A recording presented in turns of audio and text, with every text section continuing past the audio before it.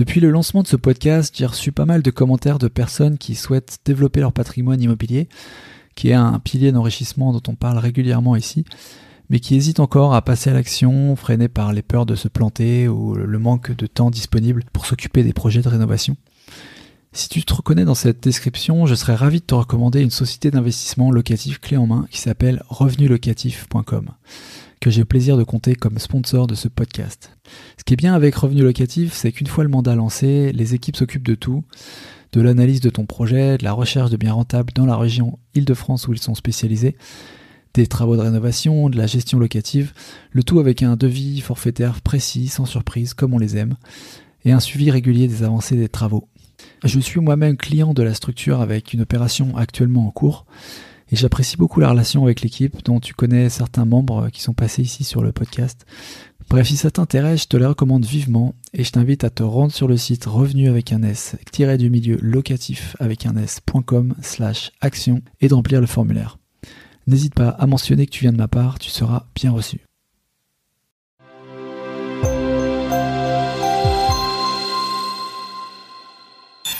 Ces taux-là, ils ont l'air d'être scandaleux par rapport à la finance traditionnelle, mais en fait, il faut comprendre l'intérêt qu'ils ont par rapport à la finance traditionnelle pour comprendre pourquoi les gens sont capables de payer ça.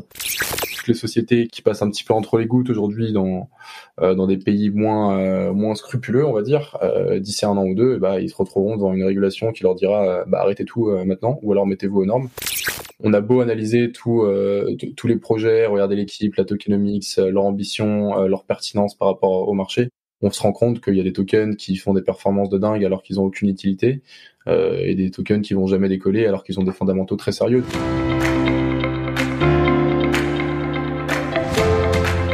Bienvenue sur Les Investisseurs 4.0, le podcast qui explore les stratégies et les méthodes pour développer son patrimoine immobilier quand on a 40 ans, un job à plein temps et une vie de famille trépidante. Après l'euphorie sur les marchés des cryptos en 2021, il ne t'est pas échappé qu'on vit une situation de marché un peu plus compliquée en ce début d'année 2022. Et quand les risques monétaires associés à une inflation galopante rencontrent des tensions géopolitiques majeures et une incertitude élevée, c'est la tendance baissière qui règne et la volatilité, surtout sur un marché aussi peu mature que le marché des cryptos. Dans ce contexte, beaucoup cherchent un peu moins d'émotion et surtout un moyen de consolider son capital de départ à moindre risque. Et c'est là que les mécanismes de la finance décentralisée, tels que le farming, entrent en scène. La finance décentralisée, ou DeFi, si tu ne la connais pas, permet de répliquer les transactions de la finance traditionnelle, comme un achat, une vente, un prêt ou un emprunt, mais de pair à pair, c'est-à-dire sans les intermédiaires d'un agent financier, comme une banque ou un établissement de crédit. Si tu veux un peu de contexte d'ailleurs sur la DeFi, je t'invite à écouter ou réécouter l'épisode 56 avec Token Brice sur le sujet. Aujourd'hui, je te propose d'explorer les rendements qu'offre la finance décentralisée au travers d'une conversation avec Roméo et Mathieu, deux jeunes entrepreneurs et passionnés de crypto qui ont créé une offre de gestion de portefeuille déléguée avec la promesse de produire un rendement de 5% par an pour leurs clients. Alors quand on pense aux multiples de valorisation atteints par certains tokens lors du bull run de l'année dernière, qui ont fait parfois x2, x5 ou x10 même, 5% par an, ça peut paraître peu, mais en ces temps de disette, c'est plutôt pas mal, en tout cas en attendant le prochain cycle haussier. Et bien mieux en tout cas que ton livret A. D'ailleurs, leur service s'appelle Mon Livret C, en référence au livret A, justement. Ingénieux, ouais, je sais. Je te propose au cours de cette conversation avec Roméo et Mathieu de rentrer dans les cuisines de l'offre de Mon Livret C pour te donner un aperçu de comment tout cela fonctionne. On verra notamment comment fonctionne un protocole DeFi, à quel risque s'expose-t-on qu'on soit prêteur, donc apporteur de liquidité ou emprunteur sur un protocole de prêt, et pourquoi il est plus bas que ce que tu imagines. Pourquoi on trouve toujours du rendement sur les protocoles de lending, quelle que soit la situation de marché. Pourquoi les rendements sont aussi élevés aussi sur la DeFi et quel service elle permet par rapport à la finance traditionnelle. Comment fonctionne un stablecoin, quelle est la différence entre les différents stablecoins qu'on trouve sur le marché et quel niveau de rendement on peut dégager sur des protocoles et des blockchains les plus sûrs du marché. Enfin, quel est le cadre réglementaire aujourd'hui pour gérer un portefeuille crypto pour le compte de clients en France, que l'on découvre au travers de l'expérience de Roméo et Mathieu pour la création de leur société. Si l'univers de la crypto t'intéresse et que tu cherches une approche prudente pour y rentrer sans y perdre des plumes, cet épisode va forcément t'intéresser. Avant de démarrer, je voulais remercier les personnes qui ont apporté leur soutien à ce podcast cette semaine au travers des commentaires 5 étoiles sur Apple Podcast ou Podchaser, de mots sympas sur le compte Instagram ou par email à paco@investisseur40.com. Merci beaucoup à Anne-Claire et à FloFlo pour vos commentaires bien cool sur Apple Podcast cette semaine. Ça m'encourage de lire que le podcast développe vos connaissances. Bonjour aussi à Hugo, Johan et Stéphanie, des auditeurs assidus du podcast avec qui j'ai eu le plaisir d'échanger cette semaine sur leurs projets, leurs obstacles et ambitions. Merci pour ce partage. Allez, sur ce, on attaque notre conversation du jour pour en savoir plus sur la finance décentralisée avec Roméo et Mathieu. C'est maintenant. Salut Roméo, salut Mathieu, bienvenue chez les investisseurs 4.0. Salut Paco. Salut. Merci beaucoup d'être là avec nous. On va parler DeFi aujourd'hui avec vous.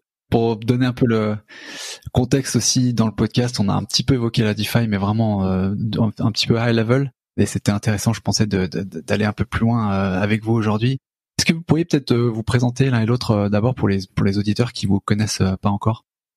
Oui, bien sûr. Moi, je m'appelle Mathieu Charret. Et moi, Roméo Poncet. Et on est les cofondateurs de Mon Livre Essai. Et Mon Livre Essai, pour vous expliquer un peu ce qu'on fait, c'est en fait une plateforme qui vise à devenir la porte d'entrée pour toutes les opportunités de la finance décentralisée. Et notre premier produit est un livret rémunéré à 5%. Et en fait, on s'occupe de toute la partie, de tout, de la réception des euros jusqu'à la conversion et le placement en finance décentralisée pour commencer à créer du rendement et les optimiser. Ok. Et avant d'aller un peu plus dans l'offre et d'explorer un peu ça ensemble, quel a été votre parcours, vous en fait, l'un et l'autre, et comment vous en êtes venu à cette entreprise, en fait, ce projet-là? Alors Mathieu et moi, on a un parcours assez similaire. En fait, on a un profil assez généraliste. On a fait une école de commerce, l'EM Lyon, et dont on a été diplômé assez récemment. On s'intéresse tous les deux à l'écosystème des cryptos depuis 2017-2018 globalement. Mathieu s'y est intéressé avant moi en fait. Via une anecdote assez marrante que tu peux peut-être raconter. C'est possible. Alors moi, je suis rentré dans les cryptos parce que j'ai fait un échange aux États-Unis quand j'avais 19 ans et un peu frustré de pas pouvoir sortir avec mes potes qui avaient 21 ans et plus. J'ai cherché à faire l'acquisition d'une pièce d'identité qui garantissait, on va dire, un certain âge. Et à l'époque, l'offre sur laquelle j'étais tombé et qui me plaisait était une offre qui acceptait les paiements en crypto. Donc ça fait pas une très belle presse à Bitcoin et autres crypto-monnaies, mais c'est vrai qu'aujourd'hui je ne le referai pas étant donné que l'écosystème s'est un peu développé. Mais oui, c'est comme ça que je suis rentré dans les cryptos en fin 2016. Et moi, du coup, j'ai eu un parcours beaucoup plus classique. Tout simplement, j'avais un certain montant à investir d'épargne. Moi, je suis dans une famille assez finance traditionnelle, donc plutôt IMO notamment et bourse. Donc, je commençais à me renseigner sur ce type de placement. Et puis, je suis tombé un petit peu dans la crypto par hasard avec des membres de mon entourage qui s'y connaissaient un petit peu. Et puis, j'ai commencé à comprendre toutes les opportunités que ce marché offrait. Et puis, en final, en jouant avec quelques centaines d'euros au départ, on commence à investir un petit peu plus, puis à comprendre comment tout cet écosystème fonctionne. Donc depuis, je me suis pris au jeu et j'y passe mes journées depuis maintenant quelques années. D'accord. Et vous deux, vous êtes rencontrés et vous êtes lancés dans ce projet-là. Comment en fait ça s'est fait comment en fait pour... Ouais, bien sûr. En fait, on s'est rencontrés en jouant au basket à l'EM Lyon. On faisait du basket tous les deux depuis longtemps et du coup, on a joué un petit peu à l'EM. C'est là qu'on s'est rencontrés. On est tombés ensemble ensuite dans un projet de groupe à l'école et on a bien aimé la façon dont on travaillait ensemble.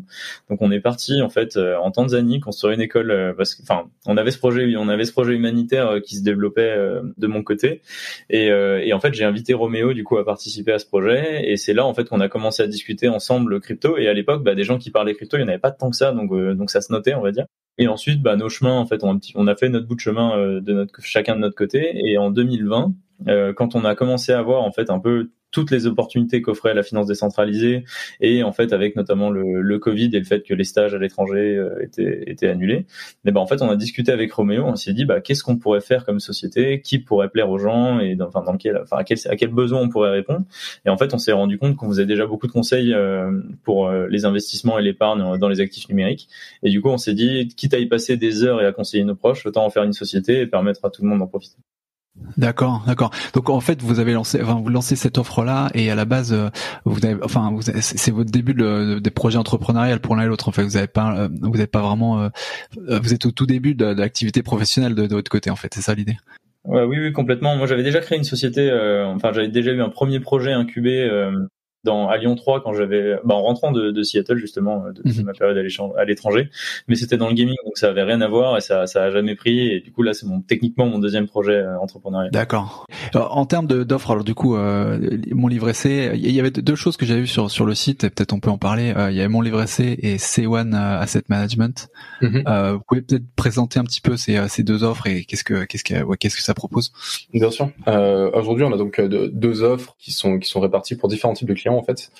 C1, c'est un service de gestion de portefeuille assez traditionnel dans le sens où on s'adresse à des personnes fortunées qui peuvent investir au minimum 25 000 euros et on investit pour eux en fait sur différents tokens de l'écosystème, à la fois des stablecoins et des tokens volatiles, de façon assez personnalisée en fonction de leur profil, en fonction de leurs ambitions, etc. Donc ça, c'est un premier service qui est destiné un peu à une niche. Et on a un deuxième service beaucoup plus grand public qui est ce livret, rémunéré à 5% de façon stable et liquide, et qui permet de toucher, monsieur et madame Michu, qui n'ont pas forcément entendu parler des cryptos, qui savent pas trop comment s'y prendre, mais qui aimeraient bien bénéficier d'un rendement au moins supérieur à l'inflation et à ce qui se fait sur le marché actuellement. D'accord, ok. Alors peut-être pour comprendre un petit peu comment ça fonctionne, on peut commencer par peut-être le livret C qui est peut-être le plus basique, on va dire, j'imagine. Pour les lambda, c'est vrai qu'on a fait un peu des épisodes sur la crypto. Je pense que les gens comprennent un petit peu de quoi il en retourne, mais est-ce qu'on peut peut-être essayer d'être un peu dans la didactique, d'expliquer, de A à Z en fait comment ça fonctionne, c'est-à-dire d'un côté il y a du point de vue du client, effectivement, mais aussi, ce qui est intéressant, c'est peut-être de voir aussi l'argent, on va dire, une fois qu'il est amené et transféré, en fait, comment il évolue pour faire le rendement qui est après retourné dans les mains de l'investisseur. En fait, comment ça fonctionne tout ça? Complètement. Alors en fait, l'idée pour le parcours utilisateur, je vais te faire à la limite le parcours utilisateur et après on parlera de notre parcours à nous qui permet d'optimiser les fonds. Mais l'utilisateur, pour obtenir 5% de rendement, il va se connecter sur mon livret C, il va se créer un compte. On lui demande un certain nombre d'informations. C'est les procédures KYC assez habituelles pour s'assurer que c'est bien une personne réelle, etc. Et donc la personne, une fois ce KYC passé, reçoit un IBAN à son nom. Cet IBAN, en fait, il est émis par un prestataire qui s'appelle Trésor, donc qui nous permet d'émettre à chaque fois des comptes bancaires pour chacun de nos clients. Le client va virer ses euros sur ce compte bancaire et à partir de là, on prend le relais. C'est-à-dire qu'on convertit les euros de nos clients en stablecoins, donc des crypto-monnaies stables adossées au dollar. On utilise le DAI en particulier parce qu'il est décentralisé et donc il est plus résistant à la censure notamment. Et ensuite, on va placer ces stablecoins sur des protocoles de prêt en finance décentralisée. Les protocoles de prêt, pour expliquer globalement comment ils marchent de façon collatéralisée, c'est-à-dire que les personnes qui vont emprunter sur ces protocoles, c'est des personnes qui ont mis en nantissement une somme encore plus importante pour gager leur solvabilité. Imaginons que quelqu'un possède un bitcoin qui vaut 40 000 $. Il n'a pas envie de vendre ce bitcoin parce qu'il est convaincu que le prix va augmenter. Par contre, il a envie de générer une liquidité pour acheter des choses dans la vie courante, etc., payer ses factures et l'autre chose. Eh bien, il va pouvoir emprunter environ 30 000 $ de stablecoins en gageant de sa solvabilité avec les 40 000 $ de bitcoin. Là où c'est très pertinent pour le prêteur, c'est que si le cours du bitcoin diminue et qu'il se rapproche à peu près des 30 000 $ qui ont été empruntés par cette personne-là, eh bien, le bitcoin va être saisi et liquidé pour rembourser le prêteur et s'assurer qu'il touche bien ses fonds. Donc en fait, il n'y a pas vraiment de risque de crédit sur ce type de protocole. Le seul risque repose dans le choix du protocole en lui-même et l'audit des smart contracts. Ouais. Mais c'est vrai que il y a quand même, et peut-être on pourra le voir après, mais il y a quand même, j'ai l'impression des risques qui sont peut-être liés à l'utilisation de la blockchain et liés aussi au mécanisme de liquidation dont tu parles, parce qu'il y a sûrement des frais, j'imagine aussi, ou quand tu te fais liquider, tu peux te faire liquider avec un cours qui est défavorable, ce qui fait que ça te coûte plus que ce que finalement t'as mis toi en tant que t'as déposé en tant que garantie finalement. Comment tu les vois ces risques-là? Alors effectivement, oui, il y a d'autres risques. Après, nous, le principe, c'est que comme tous les emprunts que l'on fait avec nos clients, ils sont en stablecoins. Si tu veux, il n'y a pas de volatilité avec le cours, ou alors très très peu, et on prend des taux de collatéralisation qui sont suffisamment larges pour pas qu'il y ait de liquidation. Notre objectif, c'est de jamais que ça arrive. En fait, c'est surtout un processus qui est mis en place pour protéger le prêteur au cas où le marché est trop volatile. En se mettant uniquement sur les stablecoins, on se prémunit quand même vachement que ce risque arrive. Et puis effectivement, enfin voilà, l'autre risque, c'est vraiment le protocole en lui-même. On voit qu'aujourd'hui, il y a des protocoles qui se font hacker à peu près tous les jours, d'autres qui sont créés il y a 5 jours et qui disparaissent la semaine d'après avec un rug pull. Donc voilà, la principale complexité, c'est de savoir choisir ce protocole, comprendre comment il fonctionne, analyser un petit peu l'équipe qui a derrière le projet, la TVL, etc. Et à partir de là, on peut, si on a des taux de collatéralisation qui sont suffisants, se prémunir quand même de 99% des risques. Ouais, mais là où, j'ai regardé un petit peu sur le site, là où j'ai l'impression que et j'aimerais bien voir avec vous du coup sur qu'il y a des risques qui sont un peu sur plusieurs couches. C'est qu'il y a le risque au niveau du fondamental, une fois que t'as laissé les fonds. Donc au niveau de la blockchain, au niveau de comment elle est travaillée, au niveau des protocoles et des risques de rug pull et tout ça. Et puis après, il y a le risque aussi de volatilité, de solvabilité de la structure éventuellement, et contractuelle, c'est-à-dire de la DeFi vers le client cette fois-ci, de livret C vers le client.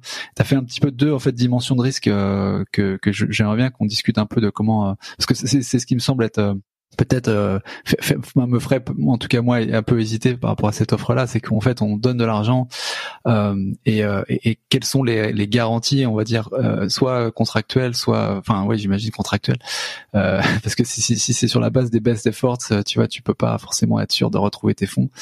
Comment est-ce que vous garantissez ou donnez un peu de confort dans le sens pour tacler en fait ces deux risques et être plus confort dans l'utilisation de services? En fait, juste pour préciser un truc, nous, on ne va pas en fait recevoir les fonds et les gérer, on va dire, comme un fonds d'investissement ou quelque chose comme ça. En fait, les fonds, on est en fait surtout un outil tech qui permet aux gens d'aller placer simplement leur argent en finance décentralisée. Donc en fait, nous, on n'a pas l'accès aux fonds des clients. Ce qu'on va faire, c'est que chaque client en fait, aura son propre wallet qui sera mis lui-même en finance décentralisée. En fait, on fait un peu de la gestion de portefeuille grande échelle, mais on vient pas mélanger les fonds des clients. Ça, c'est important d'un point de vue juridique, mais aussi pour tout ce qui est solvabilité, etc. C'est-à-dire pour permettre de rendre l'argent aux gens en temps réel. Donc en fait, on n'a pas de risque aujourd'hui de solvabilité sur la structure. Parce que tout l'argent en fait que les clients nous confient, nous on va pas le dépenser ou le mettre après à quelqu'un d'autre. C'est en fait dès qu'il y aura une demande de retrait, en fait on va récupérer l'argent du protocole et on va l'envoyer ensuite sur le compte bancaire du client. Parce que quand vous parlez notamment sur le site que l'argent, en fait, les investisseurs en fait finalement le font travailler pour nous, parce que l'argent, en fait, si on peut peut-être en traçant peut-être le chemin, ça sera plus simple. Donc l'argent, il est amené, il est placé sur des pools sur des protocoles de lending. Ensuite, où est-ce qu'il va et comment en fait créer le rendement, et est-ce que finalement il est dépendant de personnes par exemple des gestionnaires de fonds qui utilisent ce fonds pour faire du rendement. Tu vois, on pourrait penser que c'est comme ça que ça fonctionne. Et s'ils performent pas, est-ce qu'il y a un risque que finalement non, et ça nous revient avec une performance moindre, voire perdre un peu d'argent. Tu vois, c'est cette boucle-là qui serait intéressant de comprendre. Ok, ça marche. Du coup, on va réexpliquer un petit peu le fonctionnement du protocole DeFi. Mais en fait, l'idée, c'est que nous, Roméo et moi, par exemple, on est des utilisateurs de ces protocoles DeFi. L'idée, c'est que si on a besoin, on met en fait en garantie, en collatéral, des fonds type Bitcoin, Ethereum, ou des fonds qu'on n'a pas envie de vendre, pour ensuite derrière pouvoir emprunter une partie de ces fonds, donc on va dire 50%, et derrière payer, on va dire, notre quotidien. Donc nous, en fait, on va rémunérer à hauteur de 5% environ les prêteurs, les gens comme nos clients qui vont mettre de l'argent directement sur cette plateforme. Et en fait, il n'y a pas de risque, de non-remboursement, dans le sens que si demain il y a beaucoup de gens qui veulent retirer leurs fonds, le taux d'utilisation va augmenter, et si le taux d'utilisation en fait des collatéraux augmente, le taux d'emprunt va lui augmenter très rapidement. Ce qui fait qu'en fait rapidement les petites positions vont être liquidées et donc les prêteurs vont être remboursés. Et donc en fait ça c'est des risques qu'il y a du côté prêteur, du côté emprunteur mais il n'y a pas de risque du côté prêteur, si ce n'est le hack du smart contract et voilà. On peut peut-être zoomer sur la partie taux d'utilisation. Je sais pas si c'est très clair pour Ouais, cette partie-là, c'est vrai, ça serait bien de creuser. Ouais. En fait, le rendement, si tu veux, sur les protocoles de prêt, il dépend de ce qu'on appelle le taux d'utilisation. Le taux d'utilisation, en fait, c'est déterminé par la quantité qui est mise à disposition par les prêteurs sur le protocole et la quantité qui est actuellement empruntée. Imaginons que tu as l'équivalent de 100 stablecoins qui sont mis à disposition par des prêteurs sur un protocole et que 80 d'entre eux sont empruntés. Ça nous fait un taux d'utilisation de 80%, ce qui est un taux assez élevé. C'est-à-dire qu'aujourd'hui, s'il y a un mec qui veut emprunter 40 stablecoins sur le protocole, il en reste que 20, il peut pas. Donc le protocole, en fait, son intérêt dans ces moments-là, c'est de maximiser l'arrivée de fonds sur la plateforme. Et donc du coup, il va mettre un taux de dépôt, enfin un taux d'intérêt généré assez élevé pour attirer en fait les prêteurs. Le prêteur, il va avoir par exemple 6, 7, 8% de rémunération sur ses dépôts. Il va être intéressé par le protocole et donc il va mettre plus de fonds. Le taux d'utilisation va descendre et là, on va revenir à des taux d'intérêt qui sont plus faibles. Donc en fait, tout dépend à chaque fois de cet équilibre entre les taux qui sont, enfin les fonds qui sont prêtés et les fonds qui sont empruntés pour attirer la liquidité ou non sur le protocole. Ce qui fait qu'en fait, il y a pratiquement tout le temps des rendements sur les protocoles de lending, quelles que soient les situations de marché, parce que cette offre en fait est toujours présente. Enfin, cette demande des prêteurs et des emprunteurs est toujours présente. D'accord. Donc ce que tu dis finalement, si j'ai bien compris, c'est que s'il y a une sorte de bank run où tout le monde veut retirer d'un coup, le protocole va afficher tel taux d'intérêt que ça va attirer énormément de dépôts qui vont contrebalancer et fluidifier la chose et rendre les choses liquides et la possibilité de tous les épargnants de retirer leur billes sans souffrir de pertes, quoi. C'est exactement ça, ouais. D'accord, ok. Et les rendements eux-mêmes, en fait, comment est-ce qu'ils sont nés, d'où ils viennent finalement, parce que c'est des rendements qui me semblent varier, enfin sont pas fixes et qui sont assez élevés. Donc je m'interroge un peu du coup de la du côté pérenne de la situation, tu vois. Oui, c'est une très bonne question en effet, parce que ces taux-là, ils ont l'air d'être scandaleux par rapport à la finance traditionnelle, mais en fait, ce qu'il faut comprendre, faut comprendre l'intérêt qu'ils ont par rapport à la finance traditionnelle pour comprendre pourquoi les gens sont capables de payer ça. Aujourd'hui, comme je vous disais, Roméo et moi, on est tous les deux utilisateurs de nos services, on va dire emprunteurs sur des protocoles de finance décentralisés, parce qu'on peut pas dans des banques traditionnelles mettre en collatéral des actifs numériques. Donc déjà, ça c'est la première chose. Pour des gens qui ont des actifs numériques, ça a un intérêt évident en fait de pouvoir emprunter. Et l'autre intérêt, on va dire, pour le grand public et garantir, on va dire, des rendements plus intéressants que sur sur le système bancaire de prêt classique, c'est qu'en fait la liquidité disponible sur ces protocoles de prêt, elle a une valeur qui est inestimable. En fait, demain, on peut emprunter ou prêter de l'argent en quelques secondes à partir des tokens qu'on a. Donc en fait, tout ça, ça a une valeur qui est incroyable dans le sens que ça va très vite. Et c'est pour ça qu'on accepte de payer 4, 5, 6% de rendement, 5-6% d'intérêt sur nos emprunts. Puis effectivement, l'intérêt aussi de la finance décentralisée, c'est qu'il n'y a pas d'intermédiaire par définition. Quand vous faites un prêt sur une banque, en fait, il y a différentes strates d'institutionnels qui vont intervenir. Il y a des personnes à rémunérer entre les deux, etc. Un protocole de prêt, en fait, c'est vraiment du pair à pair. Vous intervenez directement avec, le prêteur et l'emprunteur sont en relation directe, et donc il n'y a pas de zone de friction entre les deux. Les intérêts payés par le prêteur vont directement à l'emprunteur, enfin plutôt l'inverse du coup. Ouais, c'est un des intérêts aussi, c'est qu'il n'y a pas un banquier qui va dire oui ou non. C'est que tu as la collatérale et que dans le code il y a écrit qu'à ce niveau de collatéral tu peux emprunter tant, tu peux emprunter tant en fait. T'auras pas d'obstacle.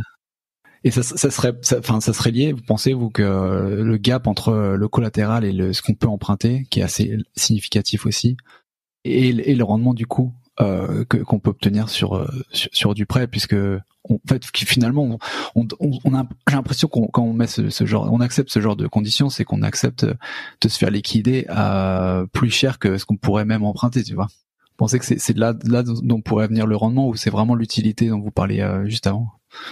En fait, le rendement, il dépend des protocoles en général, mais il vient généralement de deux choses.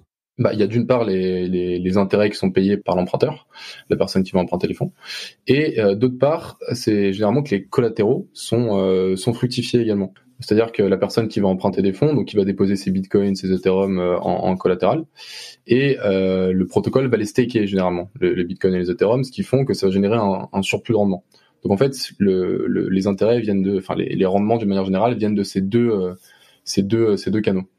Après, pour ce qui est des liquidations, etc., En fait, c'est pas les fonds sont saisis puis ensuite sont revendus effectivement moins cher que leur valeur intrinsèque, tout simplement pour garantir une plus grande réactivité pour sécuriser les prêteurs, mais ça intervient pas en fait dans le mécanisme de rendement, c'est pas corrélé. D'accord, ouais, ok. Et quand vous faites ce procédé-là, est-ce que il y a derrière procédé pour appliquer je crois que c'est la réponse est non, mais d'appliquer, de faire du farming notamment ou ce genre de choses avec les fonds, ou est-ce que c'est vraiment juste une transmission finalement de l'épargnant vers les plateformes de protocole de lending et un va-et-vient finalement? Parce qu'il y a vraiment rien que vous faites pour appliquer, pour booster les rendements notamment de ces fonds? Alors si, on a une petite optimisation, mais qui reste sur les protocoles de prêt en direct. Dans un premier temps, en fait, on va faire ce qu'on appelle des boucles. Enfin, ce qu'on a, Roméo et moi, baptisé des boucles. Ouais. C'est-à-dire qu'en fait, on va mettre de l'argent en collatéral et ça va nous permettre, en fait, de réemprunter dessus. Et ensuite, on va le remettre en collatéral, qu'on va reposer en collatéral derrière, etc. Et en fait, ces petites boucles vont nous permettre d'optimiser un petit peu le rendement, mais c'est pas, il y a rien de scandaleux là-dedans, ça ne fait pas passer du simple au double. Mais ça fait quand même un peu la différence sur des montants. En revanche, on est en train de développer une solution qui va nous permettre de chasser des rendements sur différents protocoles, sur différentes blockchains. Comme ça, en fait, on restera, on va dire, au top de ce qui se fait dans la rentabilité. Ça nous permettra peut-être de monter les rendements à terme. Mais cette option-là, elle n'est pas encore disponible. Et ensuite, tout ce qui concerne le farming, etc., c'est aussi une piste de développement. Mais aujourd'hui, ça fait pas partie des premiers services qu'on va sortir d'ici le mois de mars-avril. Ok. Tu peux juste faire un zoom aussi sur les boucles. Tu mets en collatéral 100 pour emprunter 80. Ouais. Ensuite, tu réutilises ces 80 pour autre chose. Enfin, si tu peux préciser. C'est ça, ouais, exactement. En fait, l'idée, c'est que en imaginant qu'on met $100 en collatéral, ça va nous donner, en tout cas sur AV, ça dépend des protocoles, un droit d'emprunt à peu près de 70% de ce montant-là. Donc, on va pouvoir réemprunter 70. Ensuite, on va prendre ces 70 et on va les redéposer sur le même protocole de prêt. Et ça va nous permettre du coup de réemprunter sur ces 70% de ce montant. Donc on va dire 45, un truc comme ça. Donc ça va donner, on va pouvoir réemprunter $45. Et ensuite on va pouvoir reprendre ces 45 nouveaux dollars, les remettre en collatéral et réemprunter dessus. Et en fait, en faisant ça, grâce aux bonus de la plateforme, en fait, parce qu'il y a des bonus dans un autre token qui dépend souvent soit de AV, soit des blockchains utilisées, qui nous permettent en fait de rester rentable en faisant ces boucles et d'augmenter la rentabilité de tout ce procédé.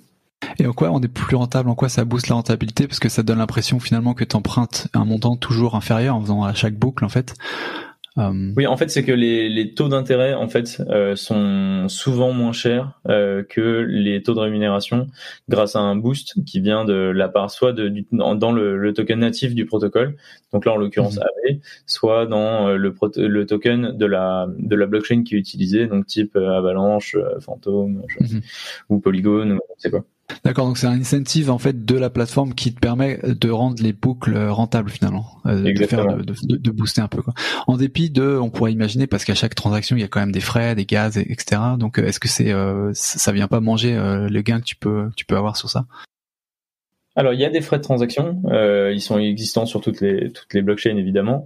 En revanche, nous on travaillera en fait qu'avec des blockchains qui ont des petits frais de transaction, et c'est en fait ce qui nous permet de travailler avec des petits porteurs, donc pas qu'avec des gros portefeuilles. En fait, si on travaillait sur la blockchain Ethereum, dans ce cas, il faudrait pouvoir travailler uniquement avec des portefeuilles imposants, on va dire. Ouais, c'est exactement là où j'allais en venir, c'est que sur Ethereum, c'est quand même très élevé les frais. Donc typiquement, vous travaillez en fait, si je comprends bien, plateforme de lending AAV principalement et blockchain du Phantom, Polygon, des choses, c'est ça ou... Tout à fait. Pour l'instant, on commencera avec Polygon. On regarde aussi pas mal ce qui se fait sur Avalanche. Donc, faut trouver un équilibre à chaque fois entre bonne scalabilité de la blockchain et peu de frais, quoi. Ok. Et l'idée de rendre on va dire, de faire ce rendement à 5%, c'est que derrière vous êtes rémunéré sur ce que vous dégagez avec ces fonds, qui typiquement avec ces optimisations, etc. Vous arrivez à combien en APR ou APY sur en moyenne, c'est que ça de quoi? C'est du 20, 40, 100%? C'est quoi à peu près que vous arrivez à dégager sur du stable, hein, d'ailleurs? Malheureusement, c'est beaucoup moins. En moyenne, on est à peu près à 8,7%, on va dire, sur les protocoles qu'on utilise, sachant que vraiment l'idée derrière tout ça, on pourrait aller chercher effectivement beaucoup plus de rendement, c'est d'utiliser que des protocoles qui sont ultra safe, qui sont audités par des sociétés compétentes et qui existent depuis longtemps, où il y a de la grosse TVL, etc. Donc finalement, des protocoles comme ça, ça se compte un petit peu sur le doigt d'une main. Et si on veut rester sur du lending et sur des protocoles safe, eh bien c'est ce type de rendement qu'on propose, quoi. Enfin qu'on peut garder de l'autre côté. Ouais, parce que 8%, ça me semble assez faible quand même sur du DAI sur AV, mais c'est parce que j'ai pas mal de questions de personnes aussi qui se posent la question si le stable c'est vraiment stable. Tu disais tout à l'heure que le DAI, contrairement par exemple USDC, USDT, c'est ce qui est plus décentralisé a priori, donc moins influencé par telle ou telle autre partie. Mais comment tu expliquerais que ça et pourquoi enfin c'est plus safe d'aller sur le DAI pour toi? En fait, pour comprendre pourquoi c'est plus safe, il faut comprendre un peu le mécanisme d'un stablecoin à l'origine. Un stablecoin, c'est émis par une société la plupart du temps ou une DAO, et derrière, en fait, qui doit gager d'avoir en réserve le même nombre de dollars que le nombre de stablecoins émis. Par exemple, une société qui émet 10 000 stablecoins sur le marché, donc qui a une valeur de $1 par stablecoin, doit pouvoir prouver qu'elle a derrière 10 000 dollars pour que si jamais tout le monde veut y retirer ces stablecoins, ils puissent leur fournir l'équivalent en dollars. En fait, il y a deux façons d'approcher cette problématique. Il y a des sociétés, par exemple comme Tether, qui émet l'USDT, le stablecoin le plus connu, qui investit les dollars donc donnés par les clients sur dans l'économie réelle, on va dire. Ils achètent des actions, des obligations, des bons du trésor, etc.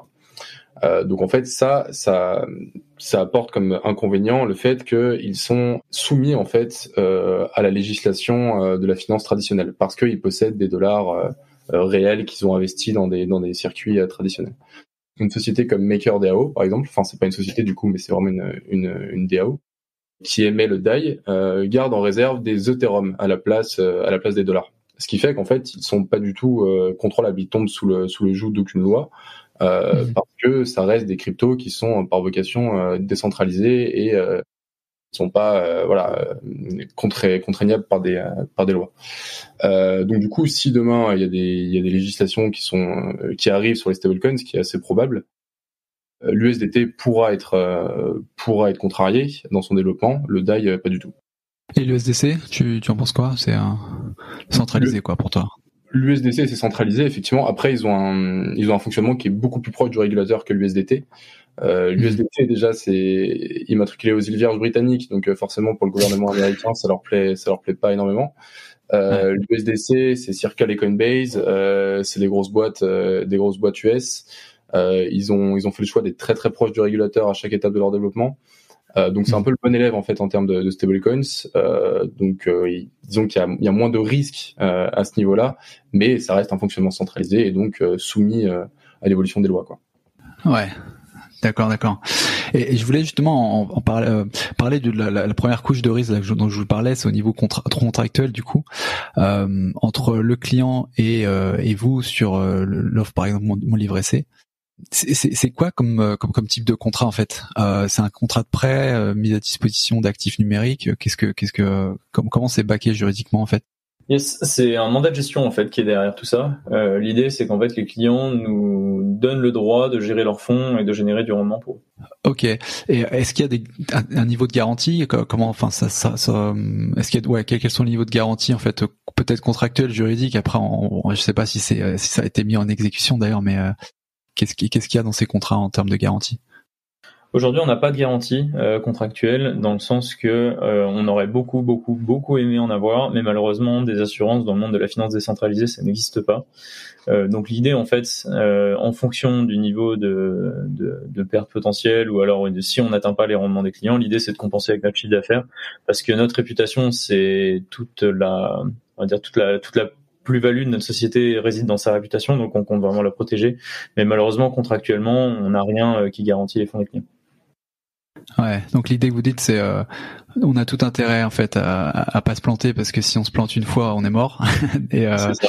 mais il y a pas contractuellement de choses qui pourraient être mises en place, comme des ne serait-ce que, tu vois, enfin ça pourrait s'imaginer de genre de garantie sur une société, mais c'est peut-être pas soutenable si vous avez beaucoup de clients, remarque. Ouais. En fait, on aurait beaucoup aimé, comme je te le disais, mais l'idée c'est que aujourd'hui, dans le monde de l'assurance, la finance, enfin déjà les cryptos, c'est un sujet Ouais. qui lève tous les drapeaux rouges, etc. Mais alors la finance décentralisée, j'en parle même pas. Donc en fait, la seule solution aujourd'hui qu'on a, c'est aussi de la finance décentralisée qui nous permettrait d'assurer les fonds de nos clients. Et aujourd'hui, on n'a pas trouvé d'assurance qui nous permettrait de rendre le business model viable. Il n'y a pas parce que j'ai vu, je crois, passer des projets comme ça, mais c'est peut-être pas suffisamment mûr et établi, mais il y a des projets qui, je crois, qui commencent à naître un peu là-dessus, non? Alors oui, hein, il y en a, ça existe, les assurances en finance décentralisée, mais on est encore au balbutiement de quelque chose. C'est-à-dire que un protocole comme AV sur toutes ces blockchains, c'est environ 20 milliards, je crois, de stocker, ou 15 milliards, un truc comme ça. Enfin, ça oscille entre les deux. Et en fait, les polices d'assurance en finance décentralisée couvrent au maximum, on va dire, 80 millions. Et on voit aujourd'hui dans tous les acteurs comme Fireblocks, comme tous les grands acteurs des actifs numériques, qui proposent une assurance comme Bitco, etc. En fait, ils couvrent 100 millions, mais le jour où il y aura un problème réel qui viendra en fait toucher, on va dire les fondements de la finance décentralisée, ben en fait, il y aura pas d'assurance. Donc c'est pour ça qu'on n'a rien trouvé qui permettait de vraiment couvrir les fonds des clients et de garder un business model qui soit semblant viable.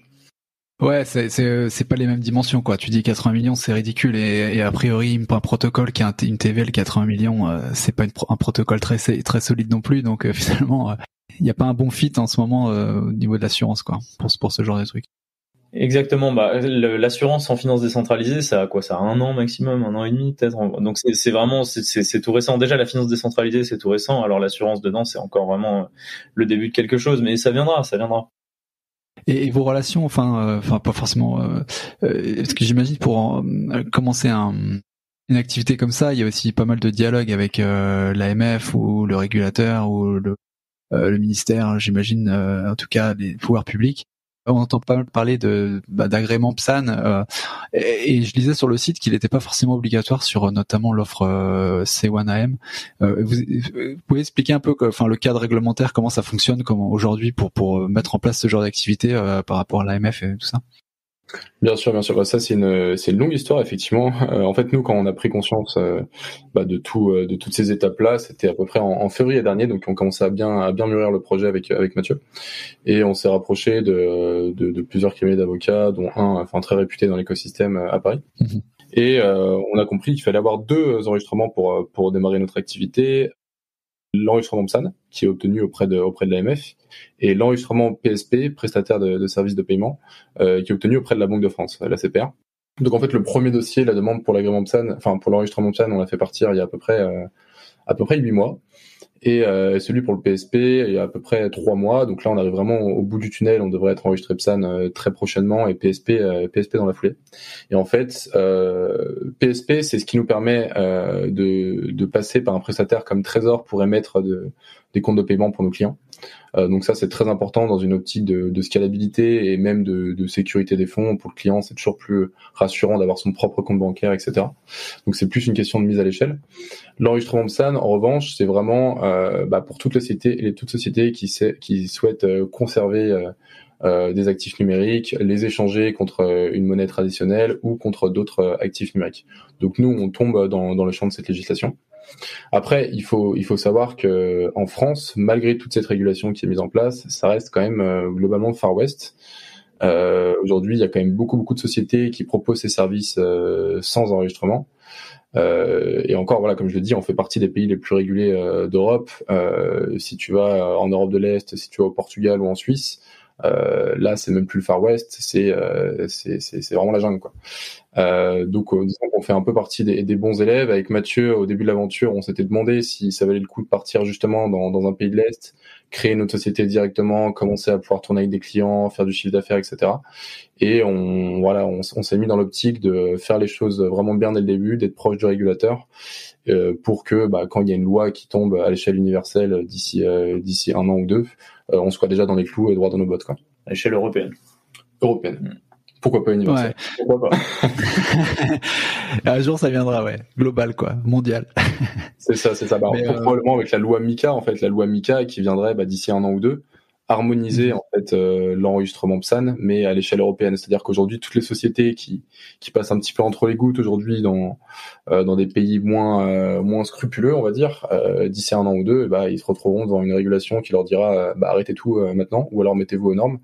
Et ça va leur faire tout bizarre, et disons qu'ils auront 1 an ou 2 ans pour se mettre aux normes et continuer leur activité, quoi.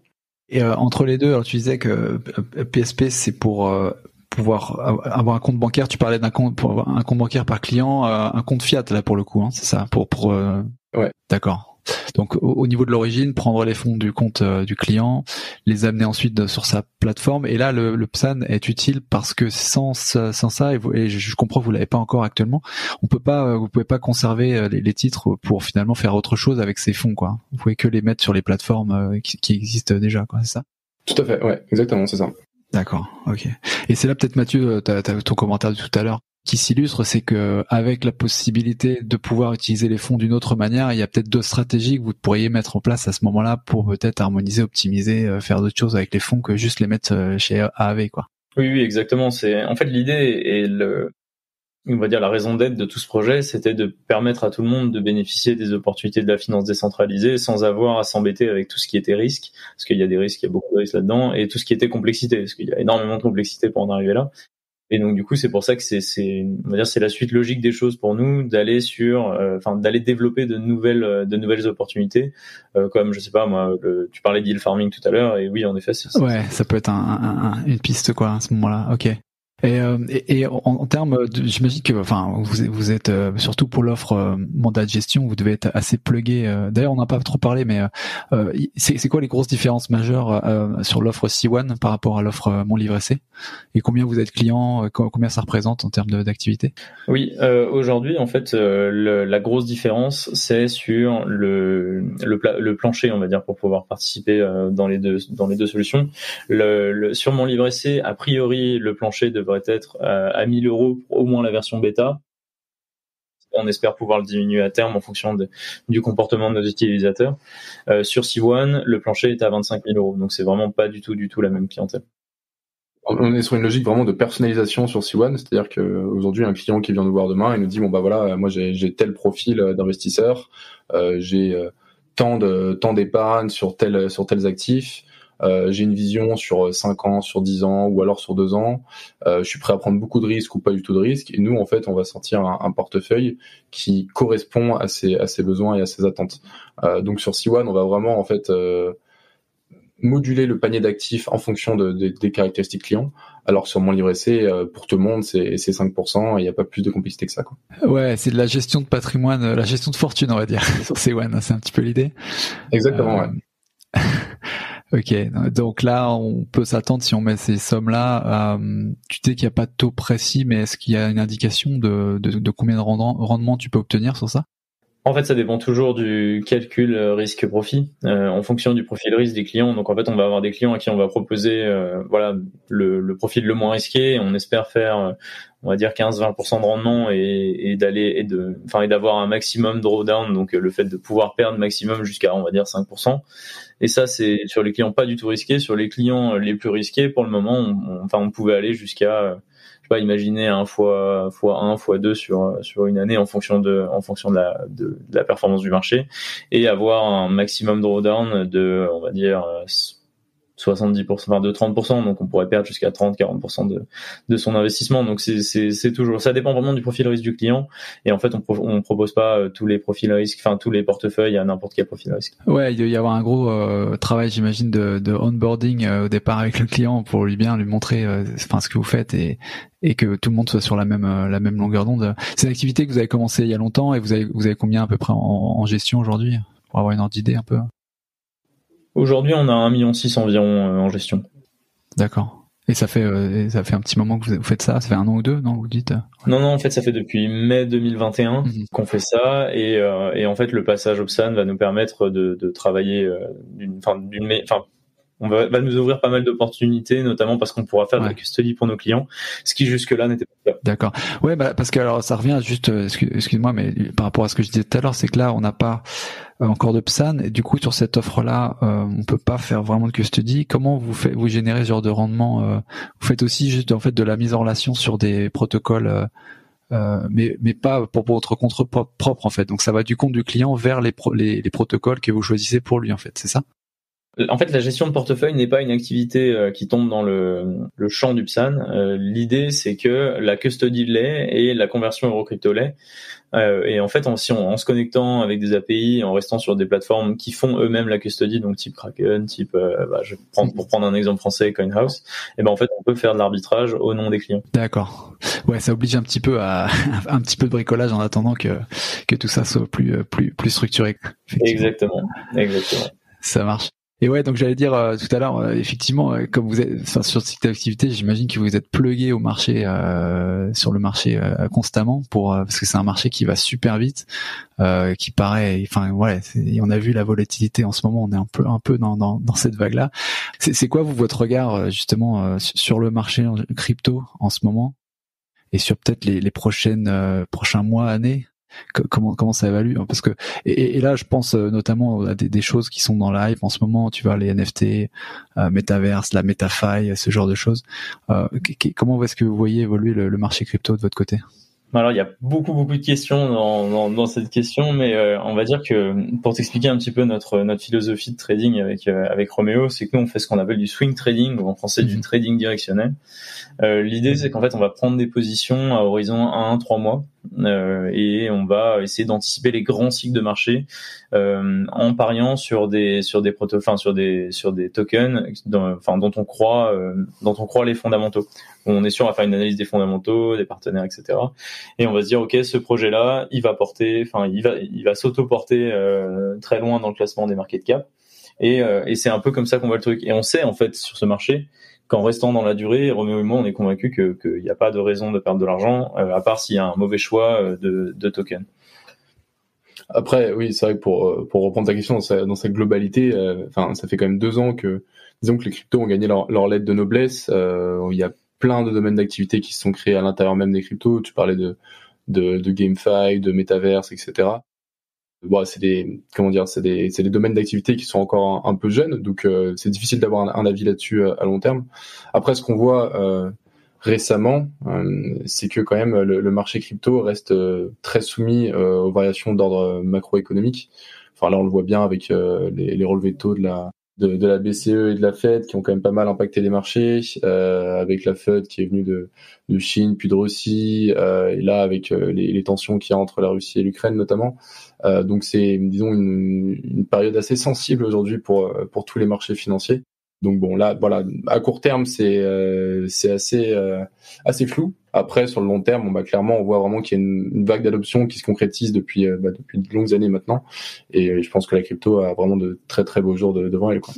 L'horizon 1 à 3 mois, quand même, est-ce que c'est suffisant pour voir concrétiser en fait, l'horizon à 3 mois pour des projets, fondamentalement, mais qui pourraient avoir une appréciation de leur valo, ça me semblait un peu court pour certains projets qui pourront peut-être mettre plus longtemps que ça à décoller. C'est quoi, enfin, c'est vraiment 3 mois votre limite quand vous faites ce genre de dans votre stratégie, et quelle a peut-être été la performance ou les déconvenus que vous avez pu avoir par rapport à cette stratégie?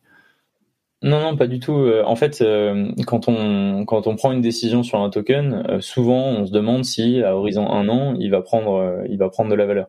En revanche, quand on va nous prendre des décisions, on essaie de se positionner sur les 3 mois. Donc ça veut pas dire forcément qu'on va changer de stratégie, mais ça veut dire qu'en fait tous les mois, tous les 3 mois, on va faire un bilan et on va se dire ok, est-ce qu'on croit que ce token a toujours autant de potentiel que ce qu'on croyait il y a un mois? Si oui, eh ben on garde dans le portefeuille de nos clients. Sinon, on le garde pas.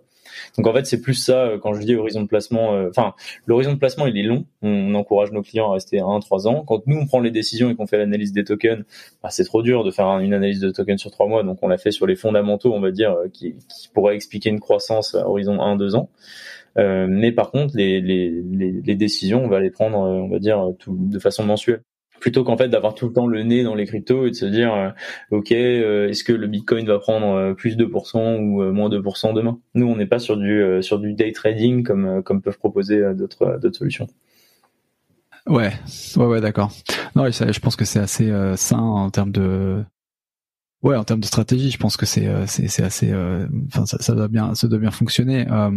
Alors il y a pas mal de gens qui nous écoutent en ce moment qui essaient de faire ça aussi, eux-mêmes. Chacun leur MetaMask et ils sont plugués sur des échangeurs et c'est de trouver le projet qui va décoller. Et du coup, alors on peut pas faire de conseils évidemment d'investissement ici, mais peut-être ce qui serait intéressant, c'est de voir quelles sont peut-être les ressources que vous utilisez pour faire ce genre d'activité de façon pérenne, c'est-à-dire les influences, on va dire, les choses à regarder dans un projet pour pouvoir voir s'il est bon fondamentalement, les tendances peut-être marché qui peuvent aussi informer en fait là où on peut aller sur un projet s'il va dans cette tendance-là. Comment ouvrir un peu la porte des cuisines de mon livret C, voir un peu comment vous fonctionnez et pour pouvoir peut-être s'inspirer un peu pour le faire à soi-même. Yes. Je pense que dans une optique d'investissement, il y a quand même deux choses principalement en fait qui doivent dicter les choix des investisseurs. Principalement déjà la catégorie d'actifs. Aujourd'hui, les cryptos, il y a plusieurs types d'actifs qui sont accessibles, notamment les stablecoins et les actifs volatiles, sur lesquels on peut parier sur la hausse. Je pense que c'est toujours important de garder les deux dans un portefeuille. Les stablecoins permettent de se prémunir de la volatilité des tokens plus volatiles et éventuellement, d'en racheter en cas de baisse soudaine du marché ou bien de faire un rendement stable et intéressant sur des protocoles DeFi. Donc c'est toujours intéressant d'avoir cet arbitrage-là. Et après, il y a une stratégie de picking, donc c'est-à-dire si on part sur les tokens volatiles, quel token on choisit. Et évidemment, là, il y a plusieurs choses qui rentrent en compte. Disons qu'il y a les fondamentaux du projet. Donc là, on va parler principalement de quel est l'objectif du projet. Est-ce qu'ils ont les moyens de leurs objectifs? Quelle est la team derrière? Quels sont les investisseurs? Quelle est leur présence marketing, etc. Il y a beaucoup de choses à regarder. En fait, c'est un peu comme si on investissait dans une boîte finalement, au niveau de l'analyse. Puis il y a ce qu'on appelle la tokenomics, c'est à quoi sert le jeton, dans quelle quantité il est émis, combien il y en a actuellement en circulation, est-ce qu'il y a du vesting, etc. Donc en fait tout ça donne une appréciation globale du projet et à partir de là on peut choisir sereinement un projet ou du moins en étant en accord avec l'analyse qu'on a faite, quoi. Et au niveau plus macro, en fait, il suffit de suivre les actualités sur les marchés boursiers pour comprendre un petit peu comment se place le marché de manière générale. Et là où il y a un petit bonus sur le marché des cryptos par rapport au marché traditionnel, c'est tout ce qui est donné on-chain, donc qui va être délivré par des sociétés comme CryptoQuant ou Glassnode. C'est aussi des bons indicateurs parce qu'en fait, on peut facilement voir, grâce au côté public des blockchains, qui fait quoi et comment se sent le marché pour le moment. C'est-à-dire tu peux voir en fait s'il y a des fonds sortent des exchanges ou rentrent des exchanges et ça t'informe un peu sur si le marché est plutôt risk on ou risk off, quoi, c'est ça? Ouais, en fait, ça va plus loin même que simplement la rentrée, la sortie d'exchange, même si c'est vrai que c'est un métrique qui est intéressant, le in and out sur les exchanges. Mais il y en a plein d'autres. En fait, on peut voir quels sont par exemple quel âge avaient les tokens qui ont été vendus. Comme ça, on comprend en fait la position des holders de longue durée. Enfin, il y a pas mal de choses. Je vous invite à aller regarder sur ces deux plateformes. Il y a pas mal de trucs cool. Et ça pour lire, parce que effectivement on sait où trouver l'info, mais on peut s'y noyer aussi. Pour comprendre les infos qui sont dedans, en fait, il faut une formation en particulier. Ou comment tu dirais où est-ce qu'il faut aller pour comprendre un peu l'information qui est distillée sur CryptoQuant et Glassnode? En fait, de manière générale, je trouve qu'il n'y a pas de formation dans le monde de la crypto. C'est un peu chacun y va de sa bonne volonté, on va dire. Donc moi, je pense qu'on peut déjà apprendre, enfin les ressources qu'il y a sur CryptoQuant, Glassnode, enfin même des comptes assez cool sur Ecoinmetrics ou des trucs comme ça. Il y a plein de ressources sur lesquelles on peut apprendre qui nous expliquent en fait le fonctionnement des métriques et ce qu'ils peuvent vouloir dire.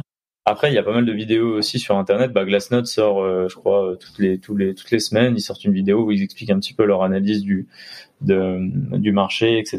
Et ça, je trouve que c'est une très très bonne source d'informations. Après, il faut toujours le nuancer avec le reste. On peut pas partir que des données on-chain sans comprendre la macro, et on peut pas choisir des tokens en pensant que macro tant qu'on n'a pas fait du picking, on va dire, un petit peu sélectif de base.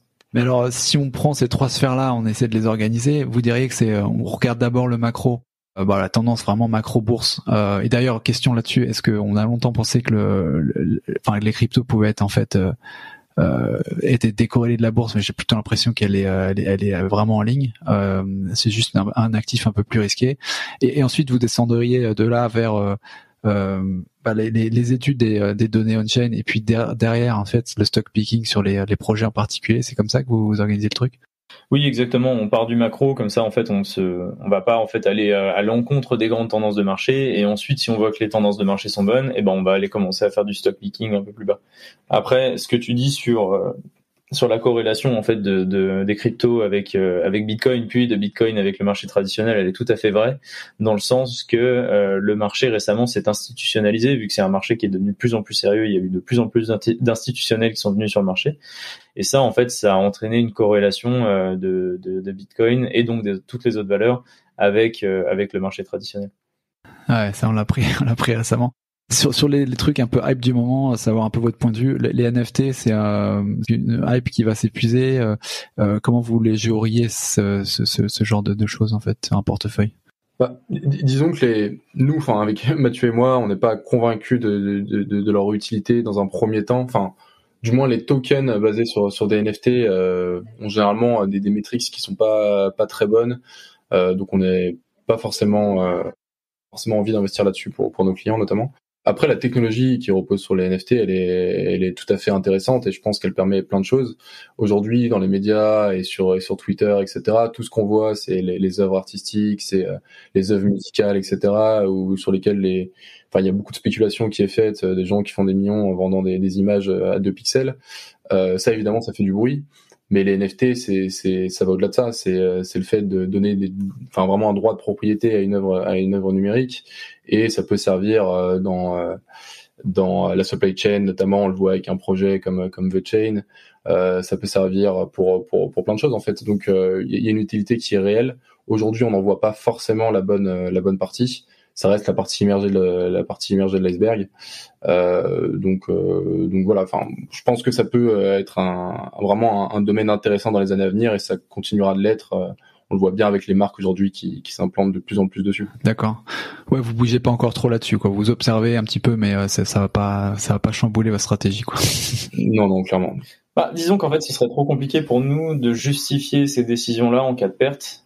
Si on en arrivait à faire de la perte, donc par exemple demain, on achète un NFT qui nous semble très prometteur, et finalement ça se passe mal, ça va être plus compliqué en fait de justifier une perte comme ça, et même nous en fait de la comprendre. Alors que sur des tokens où on a analysé l'utilité du token, les investisseurs, etc. En fait, on a des données qui sont plus rationnelles que la pure intuition, on va dire. Ouais, ok. Et sur le track record, en fait, sur votre historique aujourd'hui d'opération, les pertes que vous avez pu subir, parce que j'imagine qu'il y en a eu, ils étaient dus à quoi principalement en fait? Des rug pulls sur la blockchain, sur les smart contracts ou autres? Non. Alors là, pour le coup, on prend vraiment un soin minutieux à choisir des protocoles qui sont safe. Disons que des rug pulls, c'est pas près de nous arriver. J'espère pas, dans tous les cas, mais si ça arrive à nous, ça arriverait quand même à des millions d'autres utilisateurs, et ce serait quand même un gros crash sur le marché. Donc, disons que tout le monde en pâtirait un petit peu.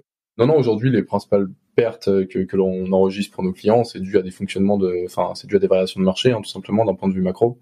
Une personne qui a investi il y a 2 mois, forcément, disons que c'est c'est logique qu'elle ait fait moins de rendement qu'une personne qui a investi il y a un an.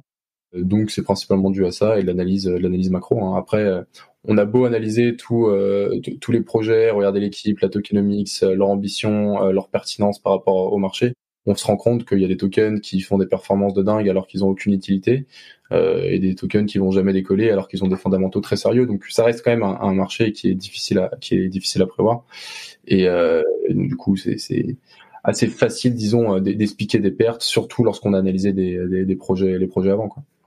Et d'ailleurs, ouais, j'ai oublié de vous demander, mais les clients peuvent sortir les fonds à n'importe quel moment, parce que ça peut aussi causer des pertes qui ne seraient pas forcément là si l'horizon était un peu plus lointain de la part du client, en fait. Et comment ça fonctionne sur cette offre? Et c'est Tout à fait. Nous vraiment l'optique, c'est que le client puisse retirer ses fonds à tout moment, parce qu'on a une société qui travaille sur la DeFi et que c'est l'origine de la DeFi, en fait, de pouvoir rester maître de ses fonds et de pouvoir les retirer à tout moment. Donc ça nous semble vraiment très important à garder. Après, encore une fois, c'est un travail d'éducation en amont. Aujourd'hui, un client qui investit chez nous, on lui explique que il y a des périodes de marché où il va faire des baisses potentiellement très importantes, d'autres où il va faire des hausses beaucoup plus fortes. En fait, tant qu'on n'a pas vendu sur ce marché-là, on n'a rien gagné, quoi. Donc du coup, une fois qu'on comprend ça, le client a le droit de faire ses retraits quand il le souhaite, hein, personne ne va l'en empêcher. On peut essayer de lui dire si c'est une période de marché qui nous semble favorable ou pas, mais c'est lui qui a le dernier mot. Et voilà, s'il enregistre des pertes à ce moment-là, ça le regarde. Ouais, j'ai l'impression que c'est peut-être là où c'est peut-être là où le bas blesse, dans le sens où c'est la psychologie humaine de l'investisseur qui est pas forcément habitué à investir. C'est là qu'il va paniquer, il va prendre ses fonds assez rapidement, et c'est ça qui va causer les pertes. Et comme tu dis, toi, tu veux pas dans votre société dire empêcher ce genre de choses, parce qu'il faut que ça vienne du libre arbitre, et c'est très bien. Mais du coup, tu vois, la version au risque, est-ce que c'est pas ça qui fait que les gens enregistrent des pertes finalement? C'est la tolérance de prendre sur un marché qui est beaucoup plus volatile que le marché action, même, en fait, de ce genre de risque, sans regarder son wallet toutes les 2 minutes, sans prendre des actions démesurées rapides. C'est pas là finalement que sont les pertes. Bien sûr, disons qu'il y a une problématique à ce niveau-là, hein, c'est certain. Après, c'est à nuancer, parce que les clients aujourd'hui qui viennent chez nous, c'est des personnes qui ont forcément une envie de prise de risque. Aujourd'hui, quand on investit dans l'écosystème des cryptoactifs, faut bien comprendre qu'il n'y a pas de garantie, qu'il y a des risques de volatilité qui sont importants.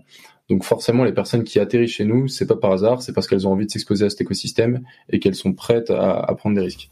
À partir de là, il y a un vrai travail d'éducation de notre part, hein, qui est de répéter des choses qu'on entend tous, mais de dire que voilà, c'est un marché qui est imprévisible, sur lequel on peut faire des grosses pertes. Donc là, on rajoute une couche pour que le client comprenne bien que son capital peut diminuer, comme il peut augmenter très fort. Et ensuite, disons que si le client panique parce qu'il voit les cours sur le marché, ou qu'il lit dans le journal que le Bitcoin est un scam, ou je ne sais quoi, c'est encore à nous de le rassurer et de lui expliquer pourquoi on investit dans tel token, pourquoi nous on croit aux fondamentaux, etc. Donc en fait, à partir du moment où il y a un dialogue et où il y a une explication, ça permet de limiter ce genre de risque. Après, encore une fois, on n'est pas dans l'optique d'empêcher au client de faire quoi que ce soit. S'il a envie de sortir, qu'on lui répète que c'est pas une bonne période de marché, mais qu'il veut le faire quand même, eh bien, c'est complètement son droit. Et dans ce cas-là, il peut prendre des plus-values comme il peut prendre des pertes à ce moment-là, quoi. Ok, je pense qu'on a fait quand même un bon tour, en fait, de la question. Est-ce qu'il y a des choses qu'on a oubliées peut-être dans l'offre ou dans le marché ou dans la relation des clients sur ce sujet-là? On peut peut-être rajouter que sur mon livret C, ce qui est cool vraiment avec notre service, c'est que déjà les rendements sont versés de manière quotidienne, donc il y a une liquidité qui est vraiment très très forte. Et puis il n'y a pas de frais pour le client, c'est-à-dire que les frais qu'on prend, ils sont $1. Le client, il n'y a pas de frais de dépôt, il n'y a pas de frais de retrait. Donc vous déposez vos fonds, vous avez directement un rendement de 5% sur la période où vous laissez vos fonds, sans payer d'autres choses, quoi. Si, la seule chose à payer, c'est la fiscalité, mais qui du coup n'a pas grand-chose à voir avec nous, mais il y a une flat tax sur les gains crypto qui est de 30% aujourd'hui en France. Et vous avez un partenariat du coup avec Waltio qui font ça pour vos clients, ou c'est chacun se débrouille, en fait? Oui, exactement. On aimerait bien accompagner nos clients, on accompagne nos clients notamment grâce à Waltio dans la déclaration de leurs revenus. D'accord, ouais, ça c'est le deuxième effet qui se coule, on va dire, quoi. Quand on voit ces gains arriver, c'est pas tout de suite ces gains, quoi. Faut attendre un peu et et passer par la fiscalité aussi, quoi. Ok. Exactement, ouais. Ok. Est-ce qu'il y a 2-3 peut-être ressources que vous utilisez au quotidien qui seraient intéressantes pour les gens qui nous écoutent d'avoir en tête pour suivre le marché, les trucs, peut-être les infos les plus pertinentes, les sources d'infos les plus pertinentes, les médias ou autres à suivre? Bon, ça se passe principalement sur Twitter et Telegram, hein. Après, il y a des comptes qui sont intéressants à suivre, notamment des newsletters. Je pense à celle de Grégory Raymond, 21 millions, qui est notamment très pratique pour les non-initiés, parce que c'est expliqué assez simplement et on touche quand même à tous les sujets. Et après, il y a des comptes qui sont beaucoup plus spécialisés. Mathieu en parlait tout à l'heure, ça peut être Messari, ça peut être Econometrics, etc. Où là, on va rentrer sur les données on-chain et des choses plus complexes. Il y a aussi CryptoPanic qui est un outil assez utile, qui est un agrégateur de news en fait, qui va prendre des news de plein de journaux spécialisés et qui permet aux utilisateurs de noter ces news selon leur pertinence, etc. Donc c'est des outils qu'on utilise pas mal. Ok. Bon, on mettra ça dans les notes de l'épisode du coup. Roméo, Mathieu, où est-ce que les gens peuvent vous contacter en fait? C'est quoi le canal principal de communication pour vous rejoindre? Aujourd'hui, je dirais que le canal principal, déjà pour se tenir au courant, on va dire, de l'avancée de mon livre essai, c'est la waitlist. On a mis en place depuis début janvier une waitlist, et donc les gens peuvent en fait s'inscrire et commencer en fait à recevoir tout ce qui est news sur le développement du produit, commencer à participer, on va dire, au développement du projet, parce qu'on essaie de beaucoup discuter avec on va dire, nos bêta-testeurs avant de sortir le produit au plus grand nombre. Donc si ça les intéresse de participer là-dedans, ça peut être une bonne solution. Et sinon, après, on est disponible sur LinkedIn notamment, mais aussi sur mon livre essai, en fait, en bas, il y a une page contact et en fait tout ça va directement chez Roméo et moi, donc on est bien connectés, quoi. D'accord, ça marche. Et pour l'offre C1, c'est le même contact, j'imagine. Alors c'est pas exactement le même contact, mais il y a un formulaire de contact sur le site et pareil, c'est exactement la même chose, ça va direct chez Roméo et moi, donc en fait même s'il y a des questions, on va dire, sur la société en elle-même, on pourra y répondre à travers ces formules. Ouais, au fond c'est les mêmes proprios, quoi. Un petit peu. Ça tend à ne plus l'être, mais pour le moment c'est le cas.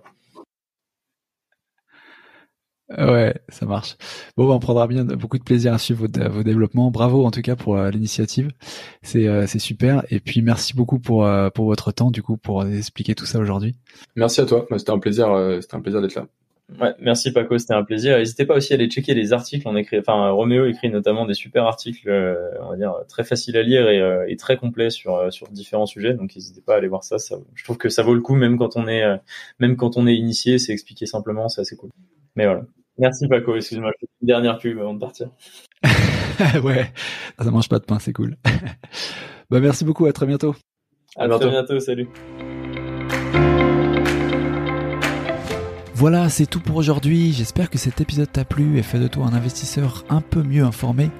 Si c'est le cas, n'hésite pas à partager ce podcast auprès de ton entourage et à lui mettre une évaluation 5 étoiles sur Apple Podcast ou Podchaser. Ça permet de le faire monter dans les classements et de me donner la motivation pour t'offrir toujours le meilleur contenu. Voilà, merci encore beaucoup pour ton soutien et une très bonne fin de semaine à toi. Ciao!